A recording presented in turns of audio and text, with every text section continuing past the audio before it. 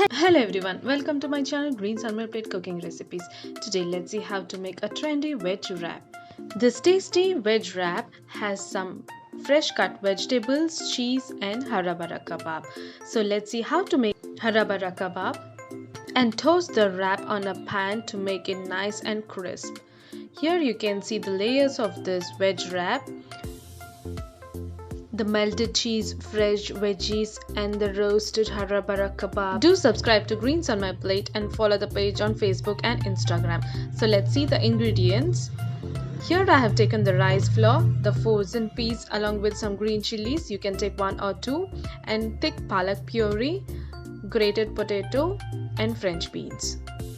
Please check the description box for the measurements. Here I have taken the spice powders, garam masala, turmeric powder, salt, coriander powder and dry mango powder. Grind all the vegetables together in a blender without adding much water. Make sure the puree is nice and thick. Now add the spice powders, the garam masala, turmeric powder, amchur powder or dry mango powder, salt and coriander powder. Mix together. Since it's little thin, we are going to add some rice flour to thicken this batter. Here I am adding rice flour to bind all the ingredients. Corn flour can also be added, but it makes the hara bara kebab little hard, so rice flour is much easier. You can even replace it with some semolina as well. Make the ball from the mixture by greasing little oil, and here is the cashew to garnish. Make similar balls from this mixture and keep it aside so that we can shallow fry it all together. You can even make different shapes from this mixture. This is a very quick recipe and kids do enjoy this vegetable hara bara kebab. By adding 1 to 2 more chilies, you can increase the spice for this hara bara kebab as well. Now take half cup of oil and heat it. Once the oil is hot, you can place this hara bara kebab on it and let the heat be medium. Prefer to shallow fry than deep frying this kebabs so the kebabs retain its color and shape as well. Let the heat be low or medium so that the frying becomes uniform. Flip and fry both sides. Here you can see the brownish color that indicates the kebabs are fried perfectly. Now transfer it to a plate. Now let's see how to make a wrap. Take a roti or a tortilla like this.